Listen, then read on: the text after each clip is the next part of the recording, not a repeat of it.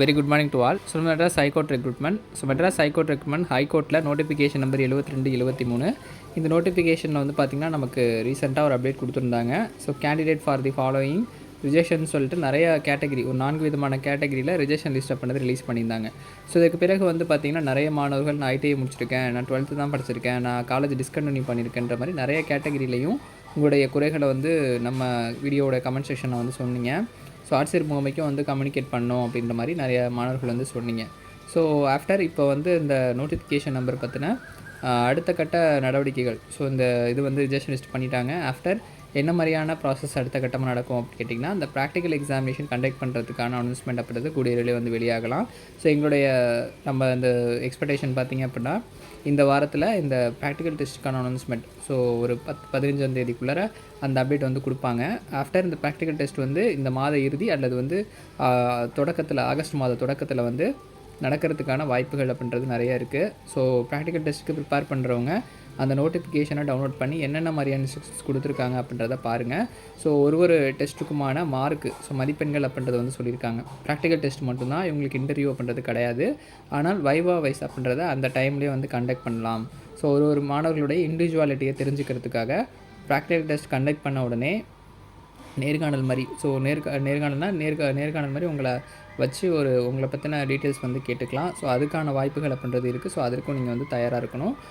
Practical test சம்மந்தமான announcement அடுத்தடுத்த வீடியோவில் நான் வந்து என்னென்ன மாதிரி நீங்கள் வந்து ப்ரிப்பேர் பண்ணணுன்றதை நான் அடுத்தடுத்த வீடியோவில் வந்து சொல்கிறேன். ஸோ இன்றைக்கி வந்து பார்த்திங்கன்னா இந்த நோட்டிஃபிகேஷன் நம்பர் 72/23 நிறைய பேர் மாணவர்கள் வந்து ரிஜெக்ட் ஆகிருக்கீங்க. ஸோ உங்களுடைய ஒரு கோரிக்கை வந்து நியாயமாக இருந்தது அப்படின்னா மெட்ராஸ் ஹைகோர்ட் ரெக்ரூட்மெண்ட் போர்டுக்கு வந்து இமெயில் அனுப்புங்க. ஸோ இந்த மாதிரி நான் வந்து இந்த 12th ஸ்டாண்டர்ட் தான் படிச்சிருக்கேன், எனக்கு இந்த குவாலிஃபிகேஷன் ஓவர் குவாலிஃபிகேஷன் இல்லை அப்படின்றத நீங்கள் உங்களுடைய எஜுகேஷனல் வைஸ் டிசியோ இல்லை வேறு எதுவோ வந்து நீங்கள் அட்டாச் பண்ணி கூட அவங்கக்கிட்ட வந்து ரெக்வஸ்ட்டாக கேட்கலாம். அது கால் பண்ணி கூட என்ன இன்ஃபர்மேஷன் சொல்கிறாங்கன்றதை கேளுங்க. கண்டிப்பாக நம்ம அடுத்தடுத்த வீடியோவில் என்ன இன்ஃபர்மேஷன்றதை இந்த ஹைகோர்ட் எக்ஸாமினேஷன் சம்மந்தமாக வந்து பார்க்கலாம். ஸோ இந்த ஒரு பணி வாய்ப்புன்றது நிறைய பேருக்கு வந்து ஒரு பெரிய எதிர்பார்ப்போடு இருக்கீங்க. கிட்டத்தட்ட வந்து ஒரு 6000 நபர்களுக்கு மேலே அந்த நேர்காணல், அதாவது நேர்முக தேர்வு மாதிரி அந்த முதற்கட்ட சான்றிதழ் சரிபார்ப்பு வந்து நடத்தியிருந்தாங்க ஹைகோர்ட் கேம்பஸில். ஸோ அதுக்கு பிறகு வந்து பார்த்திங்கன்னா இப்போ தான் அந்த ப்ராக்டிக்கல் டெஸ்ட் வந்து அனௌன்ஸ் பண்ண போகிறாங்க. ஸோ ப்ராக்டிக்கல் டெஸ்ட்டுக்கு தயாராகிற மாணவர்கள் வந்து நல்ல ஒரு இதோட பண்ணுங்கள். கண்டிப்பாக சர்டிஃபிகேட்ஸ் எல்லாத்தையும் இறுதி கட்டமாகவும் செக் பண்ணுவாங்க. அதனால் எல்லா டாக்குமெண்ட்ஸும் பத்திரமா வச்சுக்கோங்க. இன்டர்நெட்லேருந்து அந்த அப்பாயின்மெண்ட் அப்படின்றது வந்து நடக்குது மாவட்ட நீதிமன்றங்களுக்கு. ஸோ மாவட்ட நீதிமன்றத்தை பொறுத்தளவுக்கு சிவகங்கை மாவட்டத்துக்கு இன்றைக்கி வந்து இந்த ஜாயினிங் ப்ராசஸ் அப்படின்றது நடக்குது. ஸோ அரௌண்ட் வந்து பார்த்திங்கன்னா மார்னிங்லேருந்து ஈவினிங் வரைக்கும் கூட நடக்கலாம். ஸோ ஒரு மாணவர்களுடைய இண்டிவிஜுவலாக அந்த டாக்குமெண்ட்டை வந்து வெரிஃபை பண்ணிவிட்டு ஆஃப்டர் தான் வந்து அப்பாயின்மெண்ட் அப்படின்றது கொடுப்பாங்க.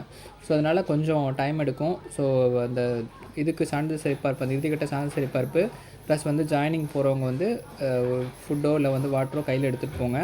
ஸோ ஒரு மாவட்டத்துக்கும் இந்த மாதிரியான ப்ராசஸ் ஸ்டெப்ஸ் தான் வந்து நடக்கும். ஏன்னா அவங்க வந்து ரெகுலர் ஒர்க்கை வந்து ஹோல்டு பண்ணிவிட்டு உங்களுக்கு வந்து இந்த ஒர்க்கை வந்து பார்த்துட்டு திரும்பி அவங்க வந்து அந்த ஒர்க்கையும் கண்டினியூ பண்ணுற மாதிரி இருக்கும். ஸோ அதனால் நீங்கள் வந்து இந்த இடத்துல நிதானமாகவும் பொறுமையாகவும் இருந்து தான் ஜாயினிங்கான அந்த ப்ராசஸை வந்து பண்ண முடியும். ஸோ அதனால் போகிற மாணவர்கள் மாவட்ட நீதிமன்றத்துக்கு போகிற மாணவர்கள் வந்து கொஞ்சம் நிதானமாகவும் பொறுமையாகவும் வந்து ஹேண்டில் பண்ணுங்கள். என்ன டாக்குமெண்ட்ஸ் கேட்டாலும் ப்ராப்பராக அதை வந்து எடுத்துகிட்டு போங்க. ஸோ மாவட்டம் விட்டு மாவட்டம் வேலைக்கு போகிறவங்க கண்டிப்பாக ஒரு டாக்குமெண்ட்ஸ் கூட மிஸ் பண்ணிடாமல் கையில் எடுத்துகிட்டு போங்க. சொந்த மாவட்டத்தை சேர்ந்தவங்களாக இருந்தால் கூட யாராவது ஃபோன் பண்ணி எடுத்துகிட்டு வர சொல்லலாம், ஏதாவது பண்ணலாம். இப்போ வேறு ஒரு மாவட்டத்துலேருந்து வந்து நீங்கள் அந்த ஆதார் கார்டு எடுத்துகிட்டு வரல, அதை எடுத்துகிட்டு வரல, இதை எடுத்துகிட்டு சொன்னிங்கன்னா இங்கே வந்து கொஞ்சம் இதாயிரும். ஸோ அதனால் ஒன்றும் பிரச்சனை இல்லை, அவங்க வந்து அப்புறம் எடுத்துகிட்டு வாங்கன்னு சொல்லுவாங்க. அதை ஃபஸ்ட் நாளே ஏன் அதை வந்து நீங்கள் கெட்ட பேராக எடுத்துக்கிட்டு, ஸோ ஃபஸ்ட்டே எல்லா டாக்குமெண்ட்ஸும் வேணுங்கிறத என்னென்ன கேட்டிருக்காங்களோ அது எல்லாத்தையுமே எடுத்து வச்சுக்கோங்க. ஈரோடு மாவட்டத்தை பொறுத்தளவுக்கு ஃபிசிக்கல் ஃபிட்னஸ் பற்றி அந்த இதில் கொடுக்கல, கால் லெட்டரில் கொடுக்கல அப்படின்னு சொல்லியிருந்தாங்க. ஸோ ஃபிசிக்கல் ஃபிட்னஸ் வந்து உங்களுக்கு கண்டிப்பாக அது தேவைப்படும். எப்படியா இருந்தாலும் எந்த அரசு வேலையாக இருந்தாலும் நீங்கள் டெப்டேஷன் டியூட்டியாக எங்கேயாவது ஜாயின் பண்ணால் கூட, தற்காலிக பணியாளராக ஜாயின் பண்ணால் கூட அந்த ஃபிசிக்கல் ஃபிட்னஸ் சர்டிஃபிகேட் வந்து கேட்பாங்க. இல்லை கால் லெட்டரை மென்ஷன் பண்ணலன்னு சொல்லி மாணவர்கள் வந்து சொன்னாங்க. ஸோ நீங்கள் வந்து கண்டிப்பாக அந்த ஃபிசிக்கல் ஃபிட்னஸ் சர்டிஃபிகேட் வந்து வாங்கிட்டு போயிடுங்க. ஸோ அங்கே போய்ட்டு நாளைக்கு எடுத்துகிட்டு வாங்க அப்படின்னா அதுவும் உங்களுக்கு ஒரு பேர்டனாக இருக்கும்ல. ஸோ அது ஒரே டைமில் போய்ட்டு ஸ்ட்ரைட் பண்ணிவிட்டு வாங்க வேணாம். ஸோ அஸ் யூஷுவல் அது ஃபிசிக்கல் ஃபிட்னஸ்ன்றது அஸ் பர் ரூல் வந்து கண்டிப்பாக எல்லா அரசு பணிக்குமே தேவைப்படுற ஒன்று தான். ஜாயினிங் ஆகும்போது எல்லா வேலையிலையுமே கேட்பாங்க. அதனால் நீங்கள் டேரெக்டாக போய்ட்டு இந்த சர்டிஃபிகேட் வாங்கினா என்ன உங்களுக்கு பெரிய பிரச்சனை வந்துட போகுது. ஸோ அதனால் ஒரு ஃபிசிக்கல் ஃபிட்னஸ் சர்டிஃபிகேட் வந்து வாங்கிக்கோங்க. ஸோ உங்களையும் நீங்கள் வந்து அதில் தெரிஞ்சுக்கலாம். ஸோ ஒரு பாடி ஹெல்த் செக்கப் அப்படின்றது ஒரு நேச்சரான ஒரு விஷயம் தான். ஸோ பார்த்திங்கன்னா என்னென்ன பண்ணுவாங்கன்னா, உங்களுடைய நடக்க சொல்லலாம். கை காலை வந்து ஆக்டிவிட்டீஸ் எப்படி இருக்குன்னு செக் பண்ணலாம். ப்ளஸ் வந்து உங்களுடைய ப்ரீத் லெவல் செக் பண்ணுவாங்க, ஸ்ட்ரெத்தை வச்சு பார்ப்பாங்க. ஸோ இதுதான் வந்து இந்த process. Blood test, urine test அது மாதிரிலாம் எடுக்க மாட்டாங்க. ஸோ இது வந்து ஃபிசிக்கல் ஃபிட்னஸ் தான், ஃபுல் பாடி செக்கப் கிடையாது, ஃபிசிக்கல் ஃபிட்னஸ் தான். ஸோ அதனால் ஃபிசிக்கலாக உங்களால் இந்த வேலையை செய்ய முடியும், ஸோ இதுக்கு வந்து தகுதி பெற்றவர்கள் தான் அப்படின்றதுக்காக தான் இந்த சர்டிஃபிகேட் வந்து கேட்குறாங்க. காமனாக எல்லாருமே இதை வாங்கிட்டு போயிருங்க. ஸோ இந்த மாவட்டத்தை எனக்கு வரல, எனக்கு வந்துருச்சு அப்படின்ற மாதிரிலாம் நீங்கள் சொல்லியிருக்காங்க, சொல்லலைன்ற மாதிரிலாம் நீங்கள் எடுத்துக்க வேணாம். அஸ் யூஷுவல் இந்த ரூல் வந்து அரசு பணிக்கு நீங்கள் சேரணுன்னா இந்த ஃபிசிக்கல் ஃபிட்னஸ் சர்டிஃபிகேட் அப்படின்றது கம்பல்சரியாக உள்ளது தான். ஸோ அதனால் அந்த சர்டிஃபிகேட்டை நீங்கள் வாங்கிட்டு எடுத்துகிட்டு போங்க. ப்ளஸ் வந்து வேறு என்ன டாக்குமெண்ட்ஸ் கேட்டிருந்தாலும் அதையும் வந்து மறக்காமல் எடுத்துகிட்டு போங்க. ஸோ எக்ஸஸாக அந்த ப்ரியாரிட்டி சர்டிஃபிகேட்டு, ப்ரிஃபரன்ஸ் பிஎஸ்டிஎம் சர்டிஃபிகேட்லாம் வந்து செக் பண்ணுவாங்க. ஸோ எந்த கேட்டகரியில் நீங்கள் செலக்ட் ஆகிருக்கீங்களோ அதுபடி தான் வந்து அங்கே ப்ராசஸ் வந்து நடக்கும். அதனால் எல்லா டாக்குமெண்ட்ஸும் மறக்காமல் ஸ்கிப் பண்ணாமல் எடுத்துகிட்டு போங்க.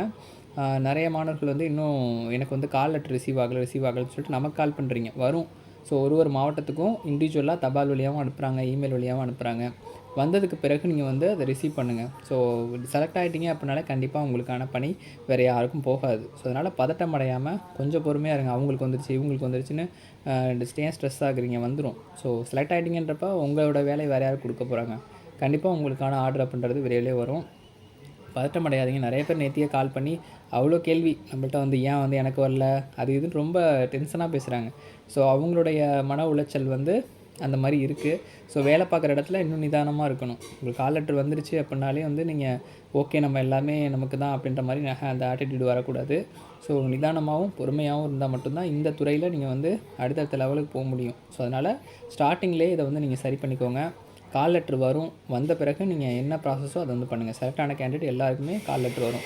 ஸோ ஏதாவது இன்ஃபர்மேஷனாக இருந்தால் கூட அவங்க கால் பண்ணி சொல்லுவாங்க. கால் லெட்டர் அனுப்பலை, நீங்கள் டேரெக்டாக வந்துடுங்க அப்படின்னாலும் நீங்கள் போகிற மாதிரி தான் இருக்கும். எனக்கு ஏன் அனுப்பலை, எனக்கு ஏன் வரலன்ற மாதிரி நீங்கள் அவங்ககிட்ட கொஸ்டின் ரைஸ் பண்ணக்கூடாது. ஸோ இதுதான் வந்து காமனாக சொல்ல வேண்டிய விஷயமா இருக்குது. வராத மாவட்டத்தை சார்ந்தவர்களுக்கு கண்டிப்பாக வந்துடும். கமெண்ட்டில் வந்து சேலம் வந்தால் சொல்லுங்கள், திருச்சி வந்தால் சொல்லுங்கள், மதுரை வந்தால் சொல்லுங்கன்னு சொல்லாதீங்க. ஸோ கண்டிப்பாக இந்த ஒரு 15ஆம் தேதிக்குள்ளே அனைத்து மாவட்டத்துக்கும் இந்த கால் லெட்டர் அப்படின்றது வந்துடும். தொடர்ந்து சேனலை வந்து ஃபாலோ பண்ணுங்கள். அடுத்தடுத்த வீடியோவில் கூடுதல் தகவல் எது கிடைச்சாலும் நான் வந்து ஷேர் பண்ணுறேன். இந்த மாவட்ட நீதிமன்றத்தில் அப்பாயின்மெண்ட் ஆகிற மாணவர்களுக்கு வந்து மீண்டும் ஒரு முறை நம்ம சேனல் சார்பாக வாழ்த்துக்களை வந்து தெரிவிச்சுக்கிறேன். நன்றி, வணக்கம்.